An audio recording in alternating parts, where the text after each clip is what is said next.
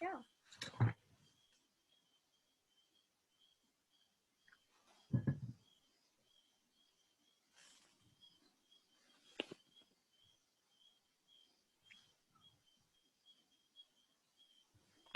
Welcome everyone. We'll just wait a couple of seconds to let more people in the waiting room.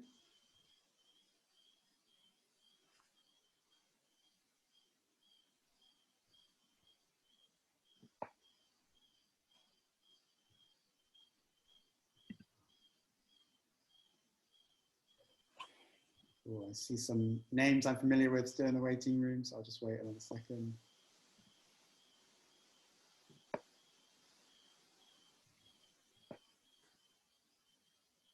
Okay, welcome everyone to this first session block of Focal Point 2020. This session is titled Addressing Power Dynamics, Saviorism and Racial Justice in Global Development. So hopefully you're in the session that you wanted to come to. If not, please find the one that you are looking for, but hopefully you're in the right place. I want to start this session off just by sharing Olam's own internal commitment to this work before I introduce the moderator, before I hand over to the moderator. So I want to say that Olam is committed to constantly learning and growing. And as part of Olam's founding values, we bring individuals and organizations together on a regular basis to improve the quality and integrity of our work with vulnerable communities in the developing world. If you go to Olam's website, you can find a page about our values, and this really speaks to our values. So in response to recent events in America and the further increase in anti-racism work around the world, we really are seeking to play a key role in the work of breaking down inherent power dynamics and structures in the fields of Jewish global service, humanitarian aid, and international development. Olam is currently undergoing an internal process where we are conducting research and staff training, and we will reflect the findings that we have back to the field that we work in order to model, educate, and guide Jewish organizations, our partner organizations, as they grapple with their strategic role in this important work. A key programmatic intervention that we've already completed is the release of our ethical communications policy, which we hope will inspire many others to adopt similar policies in their work. And I'm going to post the link to that in a minute. And this conversation is a really important part of Focal Point 2020, where we are right now in history. And Olam's work, and it's really important, this conversation is a really important part of Olam's work on this issue. So we are excited to see what new momentum is sparked in our community as a result of this conversation. And I'll just end by saying, if you want to speak to an Olam member of staff at any point during the conference or after the conference about working on this issue further within your own organization, please do get in contact with us. I'm now very grateful and privileged to hand over to Hannah Gaventa, my good friend, who is a veteran of focal points in years past and of organizations within Olam's network, to chair this session. Hannah, please. Thanks, Graham. Thumbs up if you can hear me, Graham. I can only see you now. All good? Great. So hi, everyone. Really great to be here with all of you. And I'm really excited about this panel. We've got some amazing speakers that you'll meet in just a few moments. And I'll just share my own introduction to say that my name's Hannah, and I currently work for Palladium on a UK-funded skills program called Skills for Prosperity, which is an £80 million program working in 9 countries, including Kenya, which is one of the countries panelists that we will see. So looking forward to discussing more about Kenya with you, Kennedy. I just want to say a few words to kind of frame our conversation today. So we only have 1 hour together, and it's going to be very great. But just to say that obviously we can't discuss everything in just the 1 hour, and this is a really important topic and one that's very prevalent at the top of our minds at the moment. And I think we can make an assumption that everyone here at Focal Point really cares about the work that we do, and goes without saying that we really want the work to be ethical and meaningful and impactful. And this is one area that I think we can put our hands up and say that we still have a lot to learn. And the world of development and humanitarian work also has a lot to learn. But we as Olam partners still also are part of that world. And I think it's very important to frame that at the beginning. We know that there are many power dynamics that exist by the nature of our work, being mostly funded by international institutions, by governments in the UK or the US or Australia, and mostly focusing on developing countries. And I think it's really important for us to really think about those power dynamics as we do the work. And some of the topics that we'll discuss today will ask some of the difficult questions that we really hope that you go away, and if you haven't already yet started thinking about them, to really think carefully about how you're doing the work, and to ask yourself questions, you know, is the work that you're doing institutionally racist in some ways? Have you started thinking about racial justice? Have you started thinking about your role in this work? And we'll discuss many of those challenges. And also to think about, as funders, if anyone is also here on a funder level, what is the role that you can play to support that process, to really think about these dynamics and to think about some of the changes that we really should be making in our work. So all that to say, I'm really excited to introduce our panelists. So we'll spend a few moments introducing ourselves and then have some question and answers. And then the floor will be to you to send some questions in the chat, or if you would rather have anonymous questions, Steph here is going to share a link for a site called Pigeonhole, where it's very easy to just quickly write your question and it'll be anonymous, and it will come to Steph and she'll put it in the chat here as well. So please do use that chat function. We really want to hear from you and to have this conversation to be as dynamic as we can. So thanks everyone. We're going to start with Thaisa. If you can introduce yourself, a little bit about your work, who you are, and maybe why you're interested in this topic. Amazing. Thank you so much, Hannah. So yes, my name is Thaisa Diaz. I work with Gabriel Project Mumbai. And I belong to an indigenous community in India. So I'm talking from Mumbai, India at the moment. I belong to a community and we call ourselves the East Indians. And surprisingly so, the word East Indian is not because I live on the east coast of India. Our community is named after the British East India Company. So in that sense, you can understand that I'm from a community that has lived in the shadow of colonialism. I'm from a community that has been defined by colonialism. So it was important for me to start with that, and also to mention that although we are called the East Indians, it isn't a name that was given to us by the British. It is a name that we chose for ourselves. And the reason we chose it is because we wanted to show some sort of allegiance. And to put it in simple terms, we just wanted to be accepted and associated by those in power. So we were the people, new converts who could speak English, understand English, hence my tolerable English for today. And to move on, I have in my 30 years had the amazing opportunity of meeting from all around the world, from America, Europe, England, thanks to the great partnership between Gabriel Project Mumbai and the JDC. You will ask me, where did I meet these people? I met them all in India. I've lived for 30 years, met these amazing people, but never really traveled out of India myself.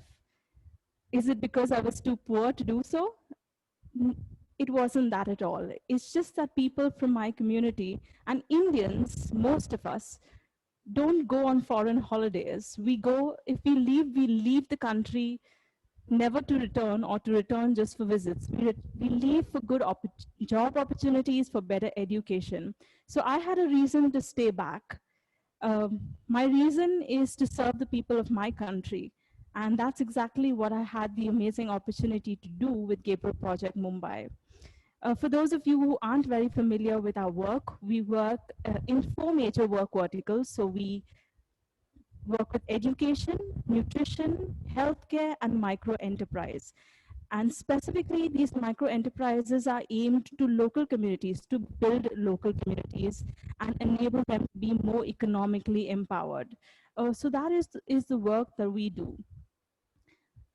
I'm very interested to be here today because I want to specifically draw back to my experience as an East Indian and the little learnings that I have from there. One of the learnings is that colonialism left for us not just institution. It left fantastic educational institutions, facilities, but it also left in each of our minds a sort of divide, a sort of what we are grappling with now. So there is a divide between the master and the servant.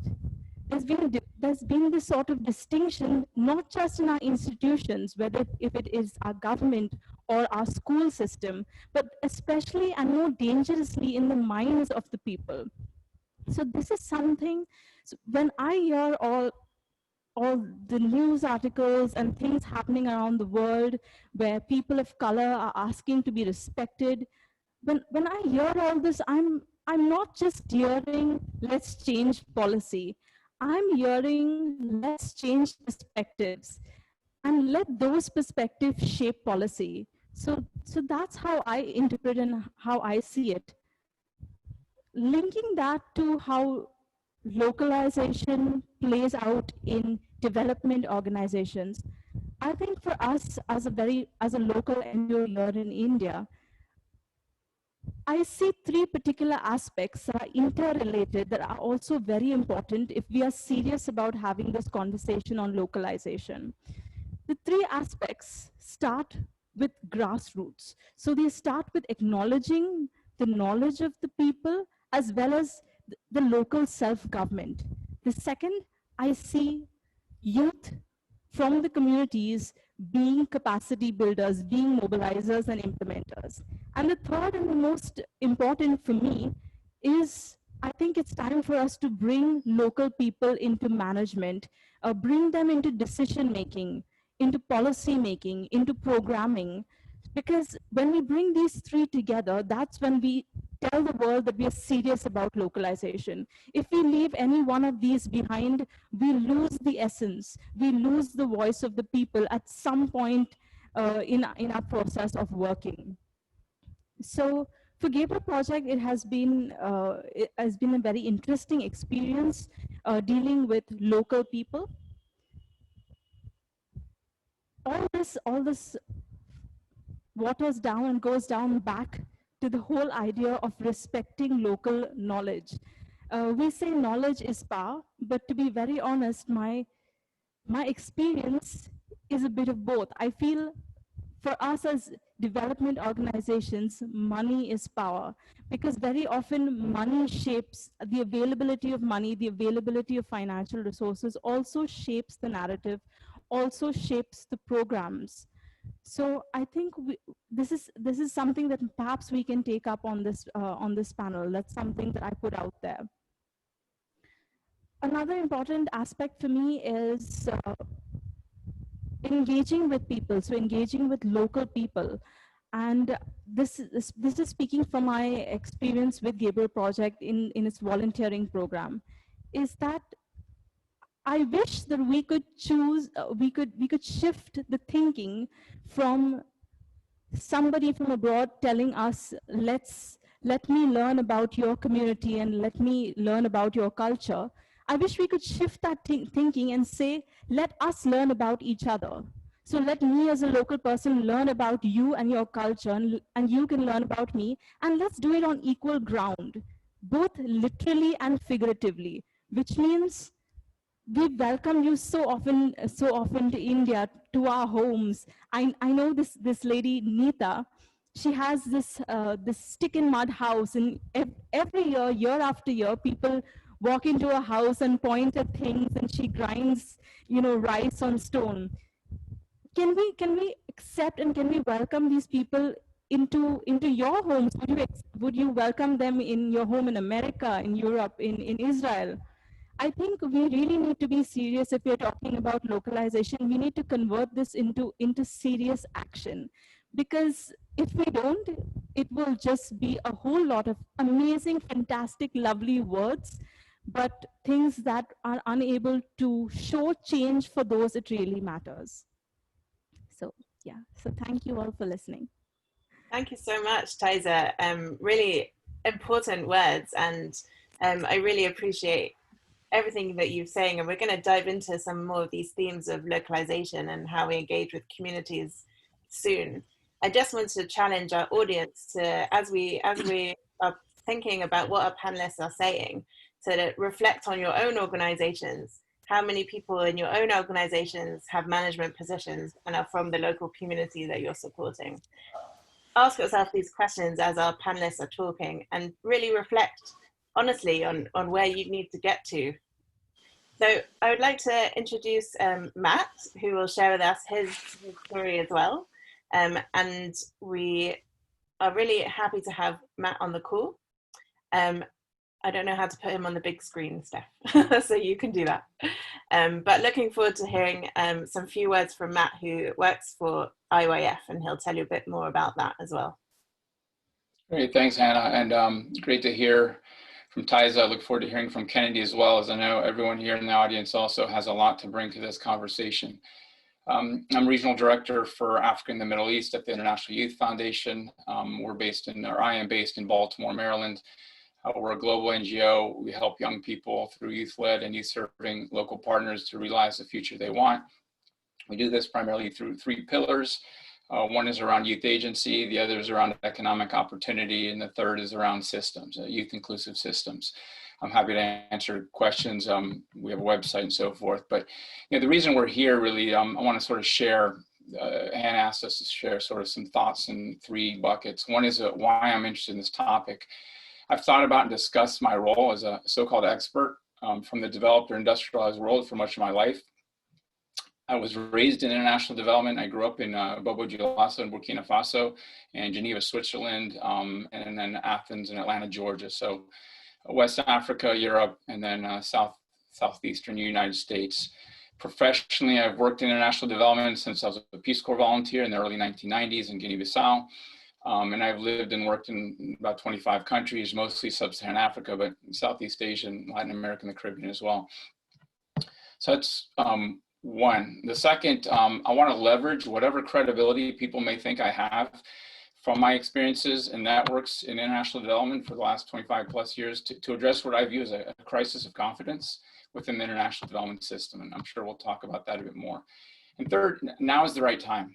With all the challenges we're facing, COVID, social, racial justice, climate change, nationalism within politics and governments, funders rethinking strategies, there's a lot there. And some of you may know the new humanitarian CEO, Heba Ali, recently said, we're in a different moment now where the decolonization of aid conversation is about power and justice.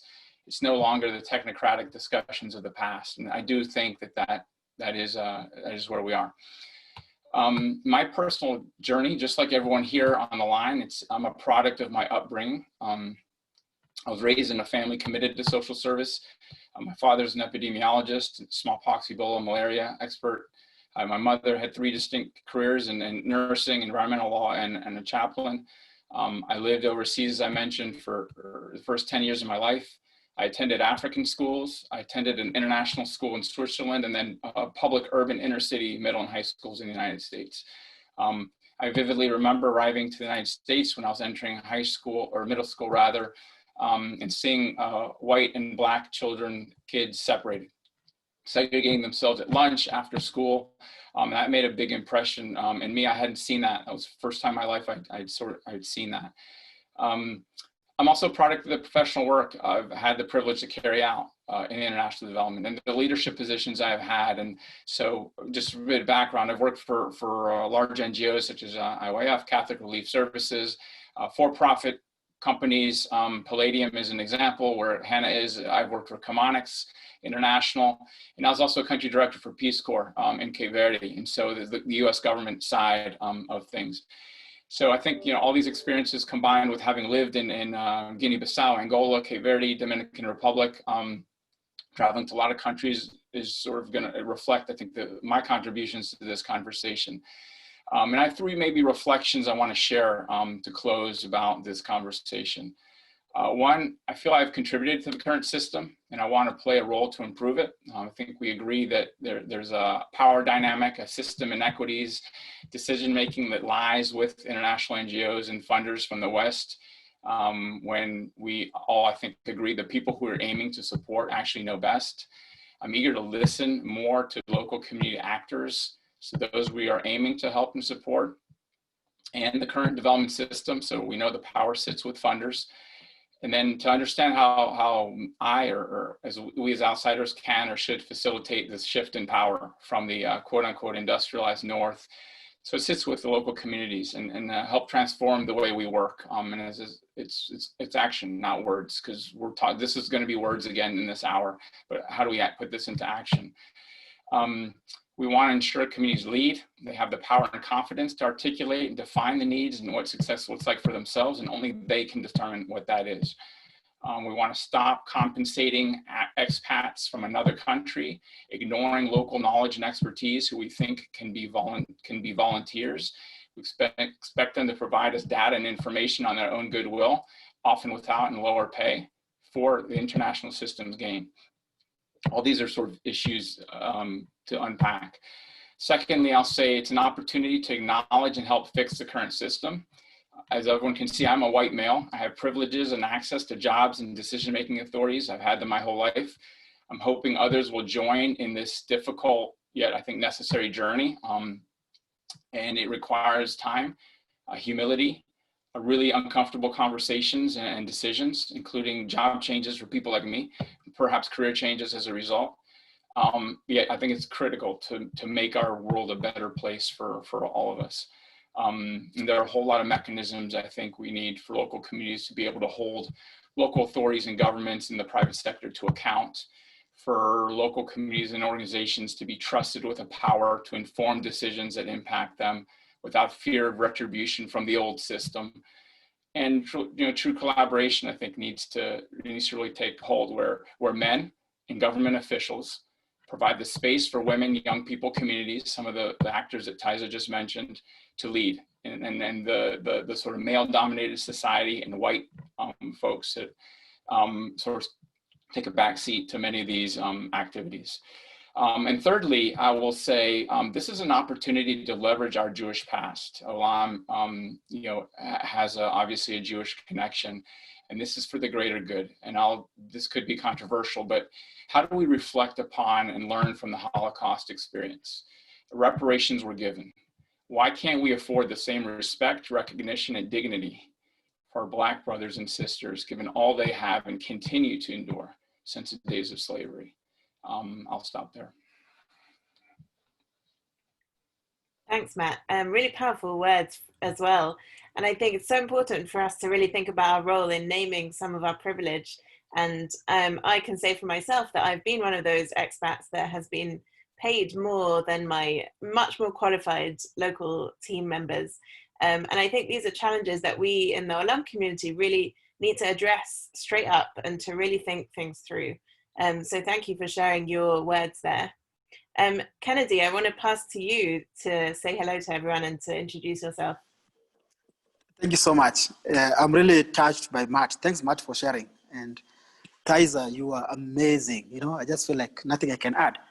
Yeah, but I think this is a really important topic to discuss. Anyway, my name is Kennedy Odede. I am the founder of an organization called Shining of Community, SHOFCO, that works in the informal settlement in Kenya. So it's a very interesting topic, and it's the right time that it's becoming out now, since we see what's happening in America and in the world. And I feel the issue has been the COVID. I think COVID has really opened our eyes to see the inequality, the injustice that's happening. So my story, I grew up born in a small town in a slum called Kibera. no running water, tough life, and my parents didn't have a job.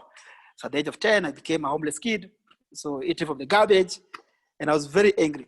But I also saw the class issue. You mean, as Taiza talked about colonization, what really happened is that it was passed to what we call class in my country. Those who have and those who don't have. So it's all about where you're born, you know, what is your passport, which family, you know what I mean?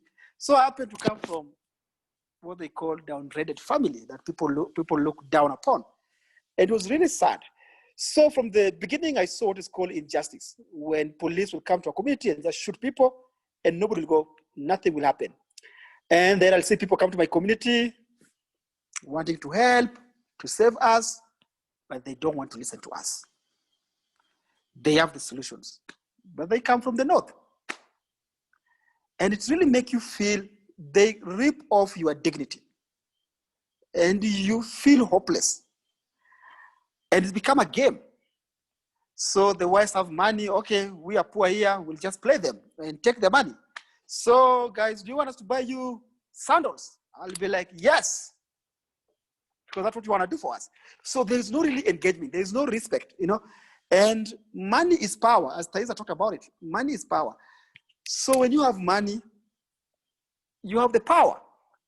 But there's something else people are forgetting, which is called the life experience, which is for me, experience for me is expertise.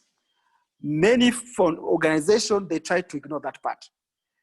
So I had a dream to start a movement. I was inspired by Dr. King, Martin Luther King Jr. The idea that community can come together to solve their own problem. Honestly, it was hard. I didn't have any money. So I work in a factory. I saved some money, 20 cents. I bought a soccer ball. And that became a way. And when I was fighting this, looking at people's down. I am better than you.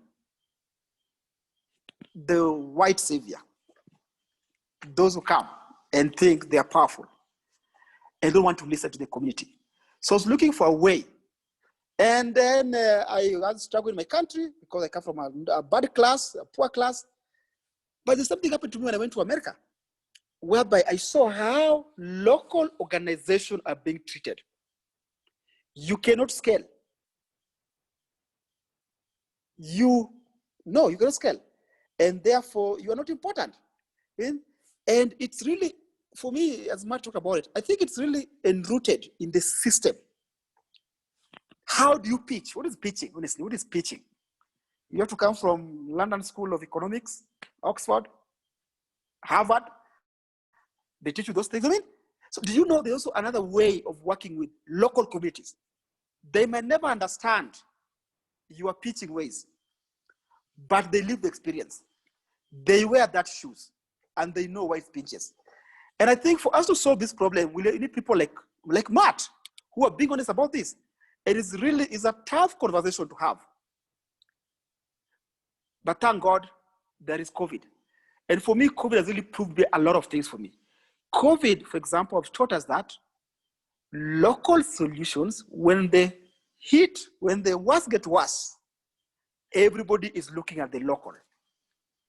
For the first time, even the UN, even the big system, they were like, even my own government, they were more like, Kennedy, how do you work with this community? For example, in a country whereby people don't trust their government, but the power of local, they know the solution best. They know how they can solve it. So I think during this time of pandemic is when local organizations have really become powerful. And I hope we can continue doing that. And we keep on talking about it. Power is not given. And I tell my community leaders everywhere around the world also to take it. Because those who have power don't want to give it away. And I'm curious to see what's going to happen in the world as we start talking about this paternalistic way of doing things. Colonization. We are now doing what's called decolonizing. What is that?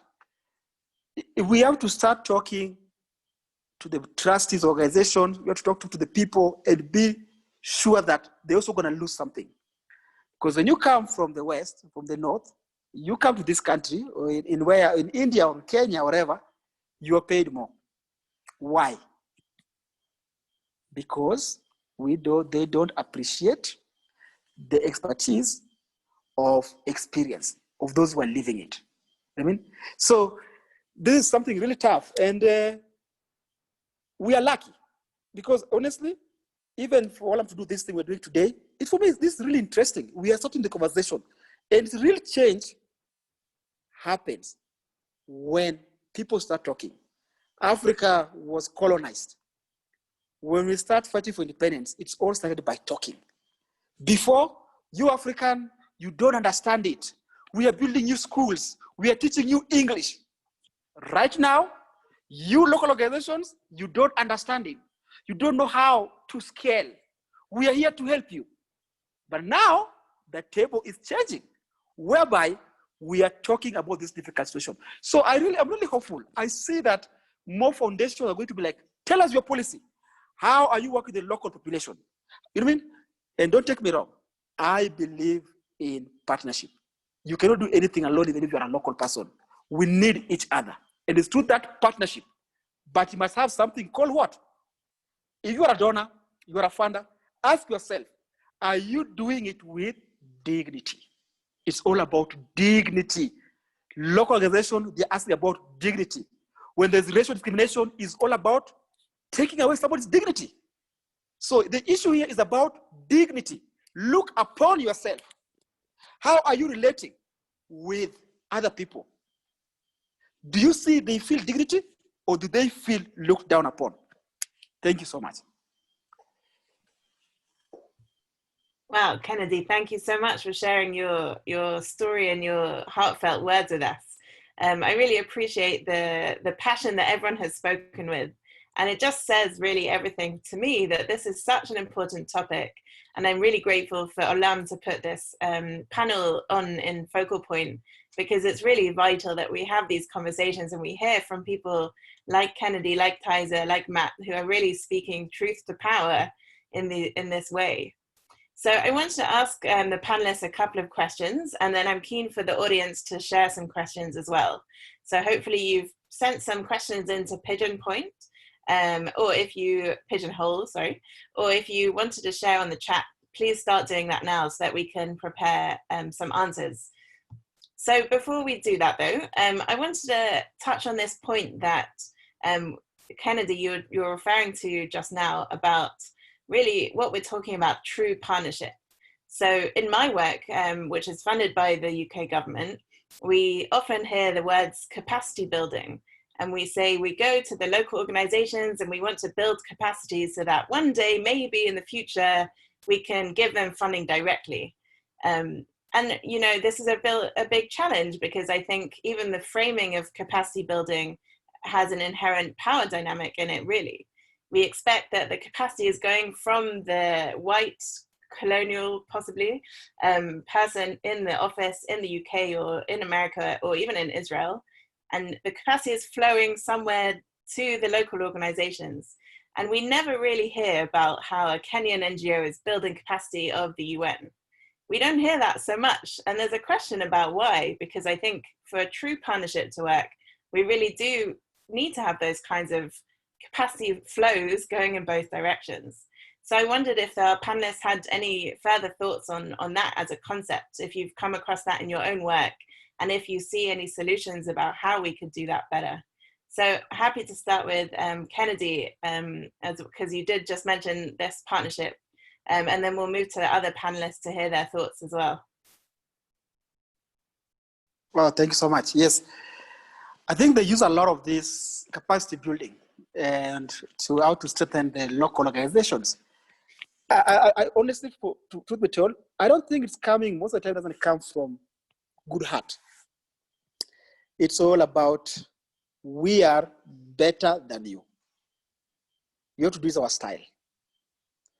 Okay? But I think the best way to see, like, I think we can change this thing. Of course, let's not lie, truth. Where's that money coming from? It's the UK people, let's say, you know? So it's their money. But what we're asking for, please respect. We are also human beings, you know, treat us with dignity. When your people come here, they are taking so much from us. I don't know if you agree with me.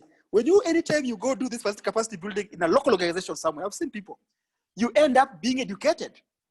Where is that going to? So we should have this two-way traffic, okay?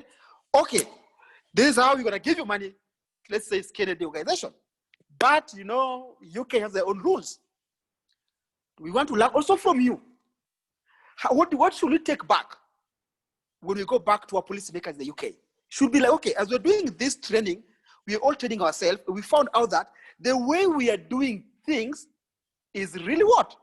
Is ignoring the influence, the power, and the dignity of these local organizations. So we also need to change how we are doing it. You know what I mean? So there's, I think development, I have what's called, it's called big brothers and small brother. And that's a problem. We have to have what's called equal partners. And everything has to go with what's called dignity. Thank you. Thank you so much. Thais, I see you've unmuted yourself. Yes, if I could add to what Kennedy has put so well, is that we really need to ask ourselves, capacity building for what? Is it capacity building so that we are able to report better according to your standards? Is it capacity building so that we will eventually not need your support anymore and we will be able to stand by ourselves? And we also need to ask ourselves, or I would say international organizations coming to local places, whether India or other places, need to ask yourselves, are you building capacity of your own team before you send them across? I will give you an example. I worked for 3 years with a UK-based funding agency. For any of you who have ever been to India, we tend to have flexible timing. So if we say 9 o'clock, we mean 9:15. But perhaps from where you come from, time is dot, on the dot. So when I was working with this person and I had to lead a team into the slums and into the villages, this person was visibly annoyed that we couldn't make it on time, that the meetings were delayed. I mean, if perhaps we had a capacity building where people were explained about the culture, sensitized, because what happened that day was a lot of local people, and especially for me, a lot of children were scared. They were scared because they hadn't seen this white person ever before in their life. They were scared because this person was annoyed maybe at them, they felt. So I think capacity, when we say capacity building, I wouldn't say it's a bad thing, but maybe capacity building doesn't have to be always aimed at the local organization. Maybe this capacity building the other way around. Thanks so much.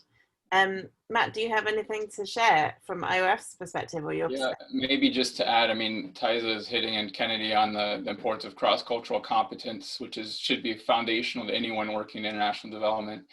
But on this topic, what I'll say is the term capacity building is antiquated. It's about strengthening. We use the term strengthen if you want to use a term related to this topic. I think all projects need to be informed and owned by the communities that they expect to serve. And so I think funders have a huge responsibility in this space to insist on this locally led owned programming in whatever capacity the entity they feel should have. Needs to be a conversation. You need to build the trust and the credibility that both Tyson and Kennedy have referred to. I would also say only consider, we should seriously maybe only consider working through national and local governments and market actors. Why do I say that? Those are the only two entities we know will be in existence in 100 years. How can we make sure, and this is the hard work, but how do we make sure that what we do is aligned to governments? And this is a tricky one, right? Because I know we've worked in all these countries where governments aren't necessarily responsive to what we feel they should be, the community and citizens' needs. But I think over time, you build that trust and that confidence amongst actors within the country, across different parts of society, and with whoever the entities are. This trust and credibility will take you much further long term. And it's hard work. Everyone's trying to ignore it, but I think that's an important piece. The other thing I'll say is integrating organizational capacity strengthening tools. That needs to be facilitated by local people and entities to both identify and diagnose whatever partner strengths and weaknesses are, but also to put together the capacity strengthening plans. And when I say with the local entities, I don't mean the CEO. I mean all people within that entity and organization. Typically people talk about cleaners and drivers at the low end, but everyone, and they all have the dignity that Kennedy was referring to and a voice, legitimately and genuinely. This takes time and can really only be done, I think, with, by, and for the people from the communities being served. Thank you. Thanks so much. I think those are really important points, and I think dignity as a trend in this conversation is something that we really should be mindful of. We talk in Judaism about every human being made in the image of God, in Selem Elohim, and how many of us actually put that into practice when we're going around the world running after disasters or doing development work. And how many of us are really thinking about that in our day-to-day interactions with everyone, as you say, from the drivers to the CEOs. So I wanted to ask another quick question, and then we'll move to some of the great questions that are coming through from Pigeonhole and on the chat. So the question for me really that I've been thinking about for a while is that in 2016, the humanitarian formal system really acknowledged the fact that we should be moving towards localization to fund local communities or CSOs and NGOs and to really do this work. That was in 2016. And there they pledged that as donors and funders, they should really aim to give at least 25% of their funding to local entities. I'm not sure that we are there. I'm not sure that we in the Olam community have really thought about this. Maybe some of us have, and that would be great to hear from you if you've done this, or if you've even gone further than that. And so my question is, how do we educate our funders and our donors? So I have a project which is funded by FCDO, and they have said that 0% of their funding goes directly to local entities. And they say that that's because of risk, because it's high risk to fund local entities directly. And for me, that's maybe something to be said about how people really want to keep the power dynamics that exist. So how do we address that? How do we talk to our funders? How do we, as practitioners, go to people and really ask those questions when there is a power dynamic that they have the funds and they are the funds that we need? Happy to hear from anyone on the panel on that question.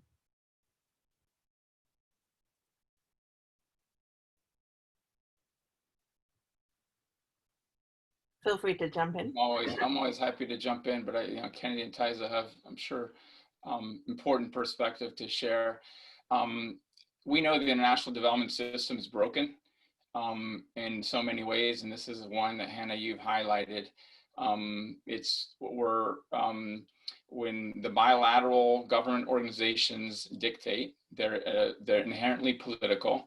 They're inherently reporting up to Parliament or Congress with earmarks and all types of different incentives that are behind these rules and regulations, right? They have to report back to the taxpayer and accountability, as opposed to looking at evidence and looking at, many of you have seen reports coming out on cash programs and so forth, where giving money cash to a community provides potentially greater long-term impact on that community than a 3 to 5 year project that's got all these rules and regulations and reports and indicators behind it. So some of that I think is important to perhaps impact or think through. I'll say a couple things about this in this space. Stay true to your mission and your vision as an organization. You have to be genuine about what you do and what you don't do. We often at IYF are turning down funding and we get respected for it. People come back to us because we know what we do and we're very focused on the types of work we do, and we think systemically. We look at their 3 to 5 year project, which is the typical system, and we say, this is our vision for the next 20 or 30 years. Does this have a role or not? Often, many times it doesn't. Most of our funding, folks who don't know, is private and corporate. We don't have a whole lot of bilateral funding. I would then say put the right measurements in place to track progress. And you need to include time and reflection for course correction. All this I'm giving you is information that you need to drive with the donor as your funder as you have the conversation. Tell them this is how you work. And if they don't if they don't want to do that, that's fine. That maybe it's not the right fit, and then be comfortable, declining resources. And this is uncomfortable because our incentives as organizations are to grow and get more money. That's what it is often. And so, we're often approached by funders who understand what we do, and they want to be part of our vision. And our vision is for young people to be inspired and equipped to realize the future they want, the pillars I mentioned earlier. We ensure young people have a voice in everything we do. And some people are uncomfortable with having, 18, 25-year-olds dictating. And if they are, that's fine. It's not the right fit. But we just sort of stay true to yourself. The last thing I'll say is we should consider being a lot more forthright and pitch the fact that a local and more ethical response through local partners without headquarter support or costs will be cheaper and more effective. And yet our institutional incentives run counter to this, as we all know. And so I sometimes personally struggle to explain what value addition I personally and my team as sitting in headquarters brings to a project. It's often quality control, cross-project, country sharing of experience, tools, resources. But, as Heba Ali from the New Humanitarian, who I spoke about earlier, she was recently challenging the international NGOs to test the hypothesis that an international organization can grow level of impact with less people and funding. Very interesting points. Yes, definitely. I'm wondering, Tyza and Kennedy, if you relate to this conversation. I'm sure in your roles you do meet a lot of funders who might have different visions to you. And have you ever said no to funding because they don't align with your mission and your vision, as Matthew has just outlined? Yeah. I think Matt made a very important point, is honesty. And I think the best way to communicate is in simplicity and honesty.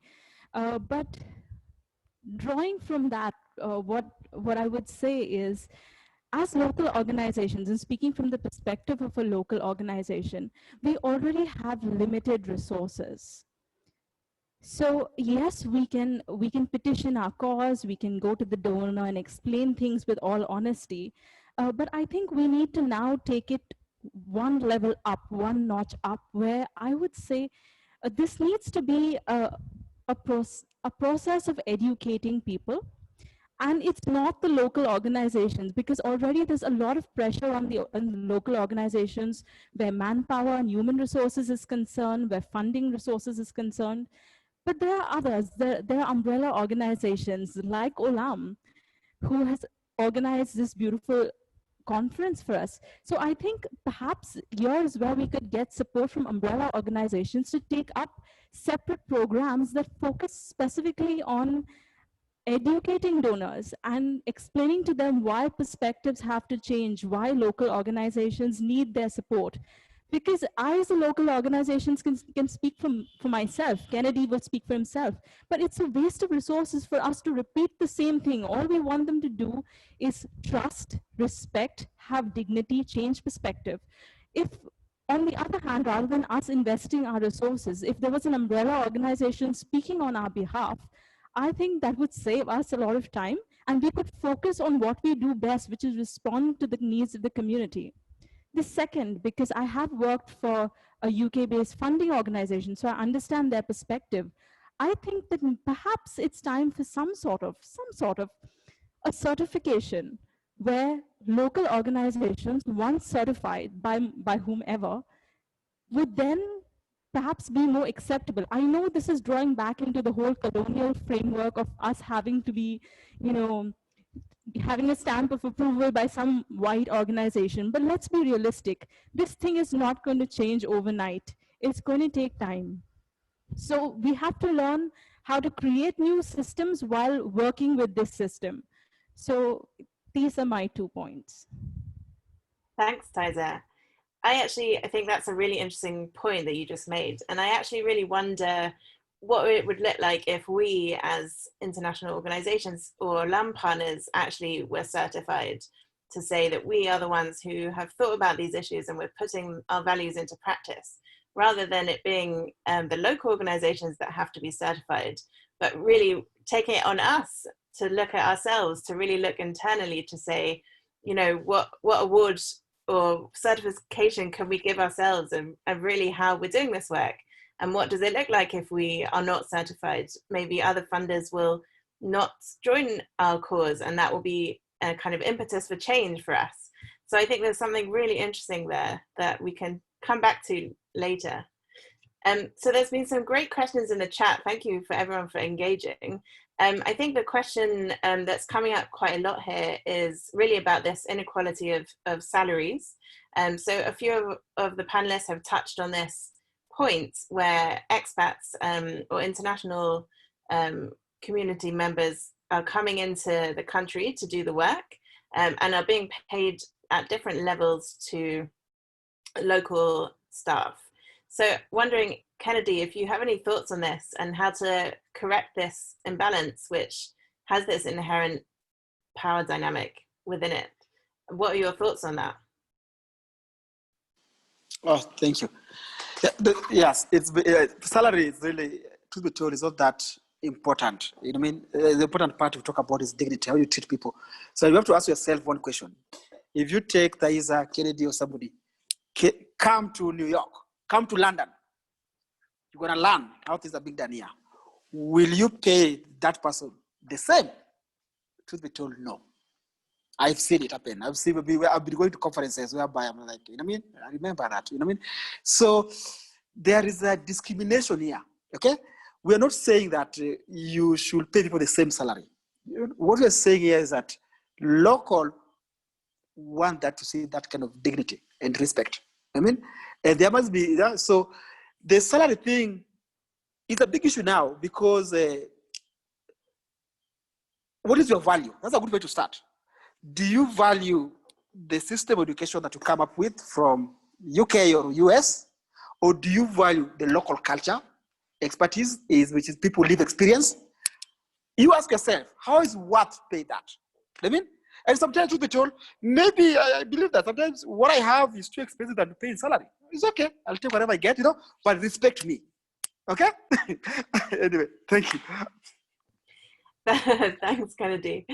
So a few people have asked a bit more about dignity. So what does it look like really in practice? How can we learn from your wisdom, Thaisa and Kennedy, who are working with all kinds of people from around the world? Some, I imagine, come to visit your projects and maybe are not educated in this area and make some mistakes that they may not really understand that they're making, or they may understand. So what does it really look like in practice to work with people in a dignified way? Yeah. So just to add on something quickly, I'll say it very quick. So there's something here you are trying to rub off. Do you believe that local organization, they have something to offer?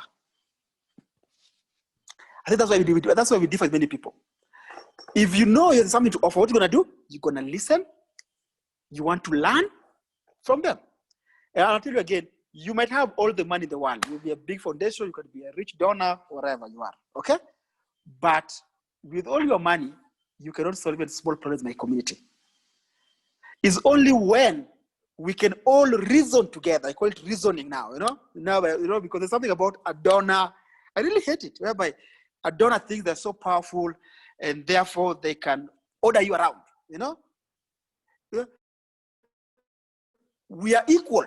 I think that's why I'm not radical, I'm not crazy, but I believe that there is something I am bringing on the table. So every time ask yourself, do you also want something from these people? What are they bringing? That's when discrimination started. That's when Saviorism started. That's when supremacy started. That's when you think you're so important than these other people. Yeah. I agree. So there's a question that's coming through, which is slightly different, something we haven't really touched on, which is about communications and branding and comm strategy. So I know for myself that I've seen many great things, many not so great things. There are some organizations that do go around and rate charities and NGOs comms and fundraising videos to see if they're actually acceptable and if they perpetuate stereotypes or not. So Thaisa, have you come across this in your work before in India? Have there been donors that really want to sell the story of the poor Indian family who really needs your support? And how do you deal with those sort of kind of patronizing, potentially, ways of framing people's stories? Because it does go exactly against what we're talking about in terms of dignity and respect. How do you deal with that? So yes, there are people who look at us and want to hear the stories. Sometimes it borders on having issues with confidentiality. So should I, if they want to come into the community, but they want to take a picture with a little girl or somebody whom they're giving something, it's tricky. It's tricky because we're starting from a point where we know this person is not fully informed, because if they were prepared for this visit, if they were fully informed, we wouldn't be experiencing it now. So we have a dilemma. On one side, we have to very gently handle the situation without really offending them, because otherwise social media spreads very fast. And you all know it doesn't matter how much good we do. If there's one thing that's gone wrong and it's a viral on social media, that's it for us. I think it's social media is a slippery slope, because sometimes people are unable to understand or accept things unless it's presented in the way that is accepting for them. For example, if it's somebody who always wants, as a donor, who always wants to hear a sob story or wants to feel like they are saving somebody in a remote slum, no matter what I do, if I do not package my messaging in that way, it won't make headway with this person. So as an organization, we need to decide that, you know what, it's okay. We're going to leave these people aside, and we're going to be honest and get supporters who understand that this is the way we want to communicate. This is the way we will speak about our programs and projects. Does that mean we will lose out on donations and funding? Yes, because it's all about, you're speaking in a language that they cannot understand. So unless you speak in their language, you won't get their support. So I think it's a choice for organizations like us to be honest and to be true to what we believe in. Like Matt said, are you brave enough to be true to your vision, to stand up for what you believe in? And I think it all boils down to honesty that Matt mentioned, dignity that Kennedy mentioned. Thanks, Taiza. I think it's very hard to do that, and I'm really happy to hear that GPM, with your leadership as well, is really staying true to that vision. Matthew, do you have anything quick to add as a perspective from an international organization? I want to leave time for others, so continue on. Sure, no problem. Kennedy, any thoughts from you about this question on comms? Yes, just to add something quickly on this, is that what happened most of the time is high time we start portraying positive stories. Okay, I think that will tell people, like, this idea of something negative for us to get money has to change. I mean, we can have good things about amazing children who are doing some talented thing, So I think that's why we get wrong. There's something about a local thing whereby I want to make this thing to look bad. They are skinny, they are poor, they are, So I think let's have a new way of still looking for fundraising, but how do we take the culture of a community that is beautiful, that even the world can celebrate. I like that. That's a really beautiful way of putting that that answer, Kennedy. Thank you. So I am aware of time, and I really thank everyone for participating in the chat. If you have any burning questions, now's the time to quickly put them in the chat. But I really appreciate all of the honesty that everyone has been asking questions with. And I think there's a real willingness to learn here. So I think we really have a call to action here. And, we are an alum community. We are really trying to do this work in a really impactful way. We really want to do this work ethically. We want to be at the forefront of the great changes that are going to be happening, we hope, in this field in the future. And we want to have real partnerships. It's really important to us. So I really appreciate our audience really listening and engaging with us in the chat, and for our panel for being so honest to really share their reflections from all different perspectives. And the work that you're all doing, I know, is really fantastic work. And it's really important that we continue this conversation. And what would it look like if in the next focal point, we were having a conversation, where do we want to be by next year? And what actions are we going to take in the coming months to really make that change? So I really encourage anyone who's listening, and for our panelists as well, that if you want to be part of this conversation to really make this change, please get in touch with Olam and share your thoughts. The change can only happen if we as a community get together and we say that this is really, really important for us. And we do believe it is. I do believe, and I hope that you have all understood from this panel how important it is. So really thank you to our panelists. Thank you, Matt, Tyza, Kennedy, for sharing your time and your energy and your real passion for this work. And we hope to be in this partnership change together, and to really move forward with the messages that we've heard really clearly about dignity and respect, and to really come together in this work. So thank you, everyone. And we're exactly on time, so thank you for that as well. I don't know if any Olam people are on the call who want to say any couple of words. I know Graham had to move off, but Steph, do you want to say anything? Yeah, thank you so much to all of you for sharing sharing this really important message. And it seems like from the chat, everyone got many things, many new ideas perhaps, that they will take back with them. If there's anything that you guys need, feel free to reach out to any of the Olam staff, and connect with each other, network with one another through the event Mobi page that we've created for Focal Point. And yeah, and enjoy your time. Thank you. Thanks so much, everyone. And good luck with the rest of Focal Point and your work. I know you're all doing great work. And we really appreciate your time to learn together today. So thank you all. Have a great day or evening. Thank you, everyone. Thank you. Thank you. Thank you, everyone. Thank you.